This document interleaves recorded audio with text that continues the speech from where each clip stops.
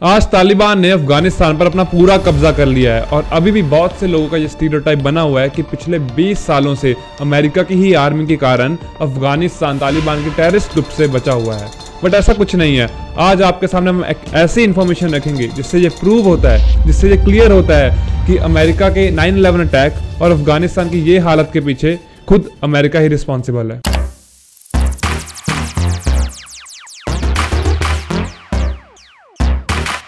अगर अब हम हिस्ट्री में पीछे 200-300 साल जाकर देखें तो हर कंट्री ने अफगानिस्तान पर कब्जा करने की ही कोशिश की है।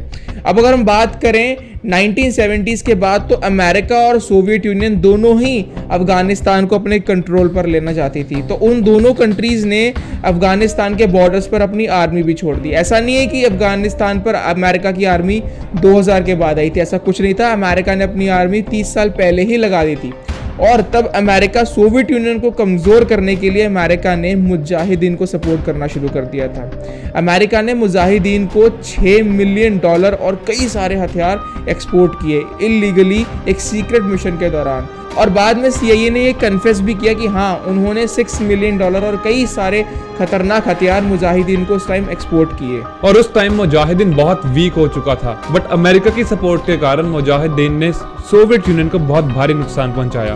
बट उसके बाद इन दोनों कंट्रीज के बीच में एक एग्रीमेंट हुआ कि अगर सोवियत यूनियन अपनी आर्मी वापस ले लेता है तो अमेरिका मुजाहिदीन को सपोर्ट करना बंद कर देगा। बट फिर भी अमेरिका नहीं रुका। उसका नतीजा यही हुआ कि मुजाहिदीन के इतना पावरफुल बनने के बाद उसने 1992 के इलेक्शंस को बाइकआउट करवा दिया और अफगानिस्तान को अपने अंडर कर लिया। बट अब इससे भी बुरा होना बाकी था, क्योंकि अब 1996 में तकरीबन 50 कट्टर मुस्लिम्स ने मिलकर एक ग्रुप की शुरुआत की थी, जो कि था तालिबान। अब तालिबान जो था वो एक तरीके से हम कह सकते हैं कि मुजाहिदीन के ही आइडियोलॉजीज़ को थोड़ा बहुत फॉलो करता था, क्योंकि मुजाहिदीन के अंदर भी कई सारे ग्रुप्स थे जिन लोगों का इस्लाम को लेकर अपनी ही आइडियोलॉजीज़ थी, अपने ही कुछ रूल्स थे। तो हम कहीं ना कहीं कह सकते हैं कि तालिबान का भी कनेक्शन थोड़ा बहुत तो मुजाहिदीन से था। तो कुछ ही समय बाद तालिबान का ग्रुप काफ़ी ज़्यादा स्ट्रांग बन गया और उन्होंने मुजाहिदीन के लीडर को मारकर अफगानिस्तान पर अपना कब्जा कर लिया। बट उसके 3 साल बाद काफ़ी ज़्यादा वायलेंस और खून खराबा कम हुआ। बट तालिबानियों की डाउन मेंटालिटी के कारण वुमेन्स का काफ़ी ज़्यादा रहना मुश्किल हो गया। उन्होंने कुछ ऐसे रूल्स बनाए, कुछ ऐसी पाबंदियां लगाई कि वुमेन्स के लिए एक घर ही उनका जेल बन गया। बट एक बार फिर मुजाहिदीन और तालिबानियों के ग्रुप के बीच में लड़ाई शुरू हुई और इस बार फिर तालिबानियों ने मुजाहिदीन के मिशन लीडर को मारकर दोबारा से लड़ाई जीत ली। और उसके ठीक 2 दिन बाद अमेरिका के अंदर 9/11 अटैक हो जाता है। ये अलकायदा के आतंकी करवाते हैं और इतना ज़्यादा खतरनाक होता है कि अमेरिका के उस टाइम के 2 सबसे बड़े टावर्स एकदम तहस नहस हो जाते हैं। आप यहाँ पर वीडियो में देख सकते हैं कि कितनी बुरी तरीक़ा से अमेरिका को अलकायदा झटका सा देता है। और बाद में अलकायदा के ही लीडर उसामा बिन लादेन यहाँ पर इनको एक लेटर भी लिखते हैं, जिसमें वो कहते हैं कि हाँ, हमने अब अमेरिका से रिवेंज ली है।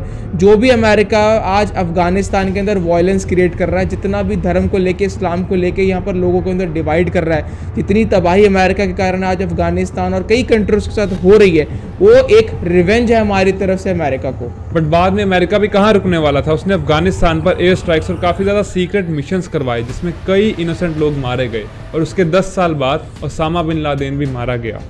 और अब 2020 में डोनाल्ड ट्रंप एक डील साइन करते हैं कि अगर तालिबान अपने अलकायदा जैसे टेररिस्ट ऑर्गेनाइजेशन से नाते तोड़ लेता है तो हम अमेरिकन आर्मी को अपनी वापस बुला लेंगे। इसके पीछे माइट भी यही रीज़न पॉसिबल है कि डोनाल्ड ट्रंप सोच रहे होंगे कि पिछले 20 सालों में अमेरिकन आर्मी को सस्टेन करवाने के लिए हमारे $2 ट्रिलियन खर्च हो गए। मतलब कि इतनी ज़्यादा इन्वेस्टमेंट और बदले में कोई रिटर्न नहीं।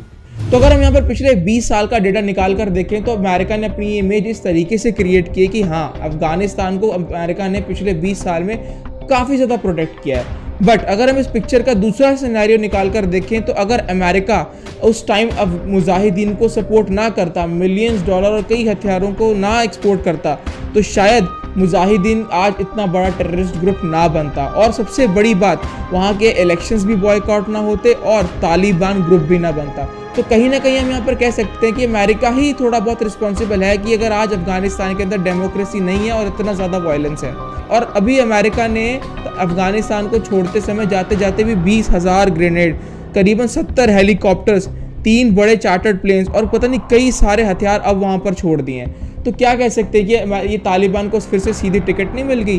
कैसे तालिबान एकदम आते वहाँ पर इतना ज़्यादा और पावरफुल हो गया? तो अमेरिका शायद यहाँ पर भी अगर कंट्रोल करता तो शायद तालिबान आज अफगानिस्तान के अंदर फिर से अपना राज ना जमा पाता। तो बस यार आज की वीडियो के लिए इतना ही। तो अगर अंत में मैं अपने ओपिनियन की बात करूँ तो कहीं ना कहीं मुझे यहाँ पर यह लगता है कि हमारे दुश्मन कभी भी खुद नहीं बनते, हम अपने दुश्मन खुद ही बनाते हैं। शायद आज मुजाहिदीन ना होता, शायद आज तालिबान ना होता। तो आप नीचे कमेंट सेक्शन पर बताइए कि आपको क्या लगता है कि अमेरिका इसके अंदर रिस्पॉन्सिबल है या नहीं। और बस अब हम आपसे नेक्स्ट वीक फिर से मुलाकात करेंगे। तब तक के लिए keep yourself safe and good bye.